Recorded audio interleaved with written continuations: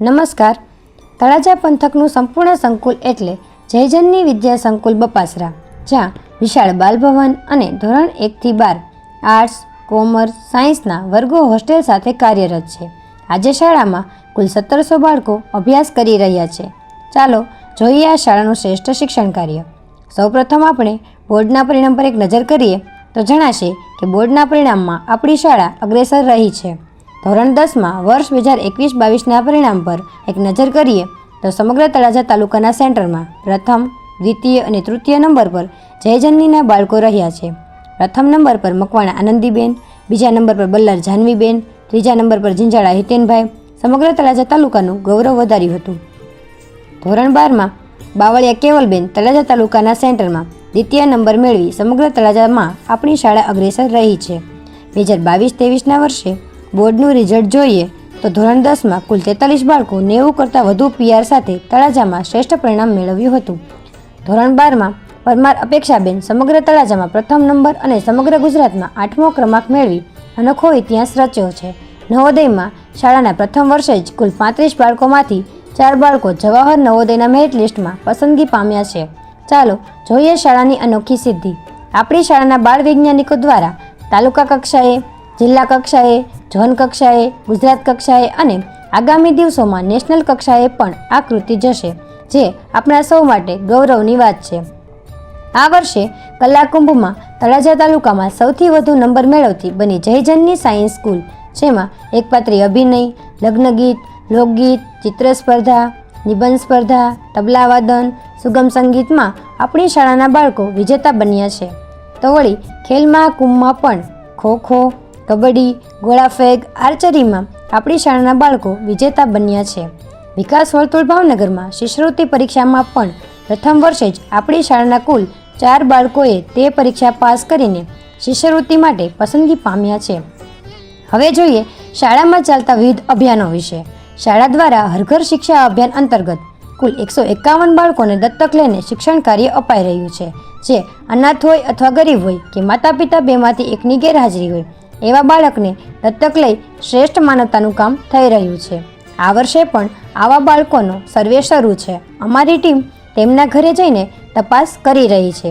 આપણી શાળા શિક્ષાનું ધામ તો છે જ, પણ ધાર્મિક કાર્યને વેગવંતો બનાવવા માટે સમગ્ર ભાવનગરમાં શ્રીમદ ભગવદ્ ગીતા ભણાવવાની પહેલ કરી હોય તો તે છે આપણી શાળા, જ્યાં શાળાની શુભ શરૂઆત ગીતાજીના શ્લોકથી થાય છે અને શિક્ષણ કાર્યની શુભ શરૂઆત સવારે ધ્યાન અને યોગથી થાય છે. દર શનિવારે હનુમાનજીના મંદિરે સુંદરકાંડ કરી પૂજા અર્ચના કરે છે. શાળા દ્વારા વ્યસન મુક્તિ અભિયાન ચાલે છે, જેમાં આ વર્ષે શાળાના બાળકો દ્વારા કુલ 5100 વ્યક્તિ સુધી આ શુભ સંદેશો પહોંચાડવામાં આવ્યો અને કેટલાય વાલીશ્રીએ વ્યસન પણ છોડ્યા છે. તો વળી શાળાના બાળકો દ્વારા ગ્રામજનોને રોડ સેફટીના મૂલ્યો સમજાવવામાં આવે છે. હેલ્મેટ વગર બાઇક ના જ ચલાવવું, બાઇકની સ્પીડ છે તે ના વધારવી, સીટ બેલ્ટ ફરજિયાત બાંધવું જેવી સરાહનીય કામગીરી આપણને ગૌરવ અપાવે છે. તો વળી શાળા દ્વારા સ્વચ્છતા અભિયાન ચલાવી મારું ગામ સ્વચ્છ ગામ, સ્વચ્છ ભારત બનાવવા માટે એક સંકલ્પ સાથે કટિબદ્ધ થયા છીએ. શાળા શિક્ષણ સાથે સંસ્કારોનું ઘડતર કરવા માટે અહીં દર 8 દિવસે ગુરુસભા દ્વારા જ્ઞાનની રોશની બાળકોમાં પ્રગટાવવામાં આવે છે. તો વળી દર 15 દિવસે ભાઈઓ બહેનોની અલગ અલગ ચારિત્ર સભા દ્વારા ચારિત્ર શ્રેષ્ઠ ઘરેણું છે આ પંક્તિ ચરિતાર્થ કરવામાં આવે છે. ચાલો હવે જોઈએ શાળાની શિક્ષણ વ્યવસ્થા. તળાજાની એકમાત્ર એવી શાળા બની કે જ્યાં સાયન્સ વિભાગ હોસ્ટેલ સાથે અલગ છે. સાયન્સ માટેના તમામ સ્ટાફ અનુભવી તેમજ તેની સાથે એક આસિસ્ટન્ટ સાથે સ્માર્ટ બોર્ડ અને એસી યુક્ત રૂમમાં અધ્યયન કાર્ય થઈ રહ્યું છે. તો વળી સાયન્સ માટે 3 લેબ, જેમાં વિદ્યાર્થી પોતાના મુક્ત મને પ્રયોગ કરી પ્રેક્ટિકલ શિક્ષક સાથે મેળવી શકે છે. તો ધોરણ 10 અને ધોરણ 12માં માઇક્રો પ્લાનિંગ સાથે યુનિટ ટેસ્ટ, દરરોજ LT ટેસ્ટ અને રાઉન્ડ પેપર, પરીક્ષાલક્ષી સેમિનાર અને બોર્ડના પેપર સ્ટાઇલ મુજબ જ શિક્ષણ કાર્ય કરાવવામાં આવે છે. તો વળી ધોરણ 9 અને ધોરણ 11ના બાળકોને SSC અને HSC બોર્ડના અનુસંધાને જ શિક્ષણ કાર્ય કરાવવામાં આવે છે. તો બાલભવનથી ધોરણ 8 સુધી પણ દરરોજ LT ટેસ્ટ, યુનિટ ટેસ્ટ અને રાઉન્ડ પેપર લેવામાં આવે છે. આ સિવાય PSE, SSE, TST જેવી પરીક્ષાની તૈયારી કરાવવામાં આવે છે. ચાલો હવે જોઈએ શાળાની પ્રવૃત્તિમય શિક્ષણ વ્યવસ્થા. શાળામાં દરેક તહેવારોની ઉજવણી ભારતીય સંસ્કૃતિ અનુસાર ઉત્સાહપૂર્વક કરવામાં આવે છે. જેમાં રક્ષાબંધન હોય તો વૃક્ષોને રાખડી બાંધી તેનું જતન કરવા માટે સમાજને શ્રેષ્ઠ ઉદ્દેશ આપવામાં આવ્યો હતો. તો શાળાની બહેનો દ્વારા આપણા લોકલાડીલા વડાપ્રધાન તથા સરહદ પર તૈનાત સૈનિકો, દેશના સાંસદ સભ્ય, ધારાસભ્ય તેમજ પોતાના પરિવારથી દૂર રહેતા પોલીસ કર્મીઓને રાખડી મોકલી હતી. આપણી શાળામાં માતૃપિતૃ પૂજન કાર્યક્રમની ઉજવણી ખૂબ જ ભવ્ય રીતે કરવામાં આવે છે. જો તેમાં માતા પિતા અને બાળકોનો જે પ્રેમ છે તે ખૂબ જ કરુણ દ્રશ્યો છે, પણ માતા પિતા અને બાળક વચ્ચેનો પ્રેમ જોવા મળે છે. તો વળી 26મી અને 15મી ઓગસ્ટ યોગ દિવસની અતિ ભવ્ય ઉજવણી કરવામાં આવી હતી. તો શાળામાં જન્માષ્ટમીની અનેરી ઉજવણી થઈ, જેમાં શાળાના બાળકો દ્વારા મટકી ફોડ કાર્યક્રમ યોજાયો હતો. તો વળી જુઓ, નંદ બાબાનો પ્રસંગ અતિ શોભનીય છે.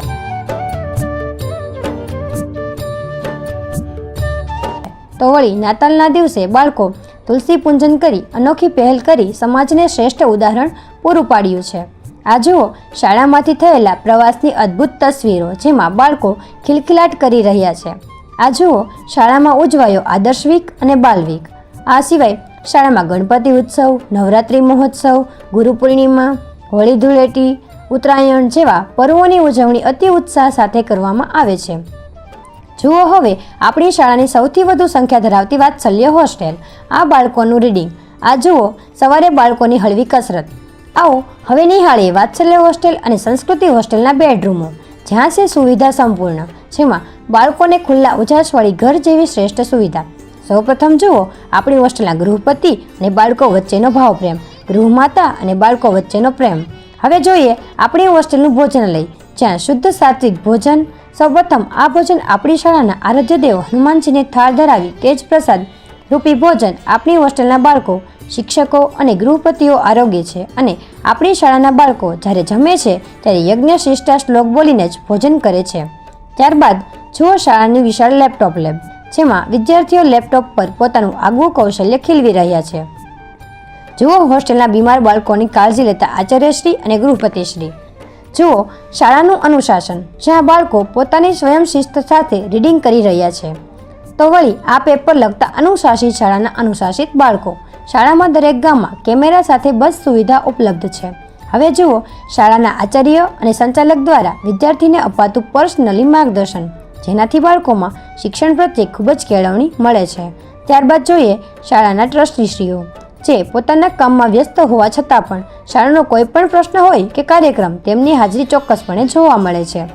આ આપણી શાળાના સંચાલક, જેમનો સ્વભાવ માયાળુ તેમજ બાળકો માટે કંઈક નવીનીકરણ માટે સતત પ્રયત્નશીલ તેવા બીજે કોરડિયા સાહેબ.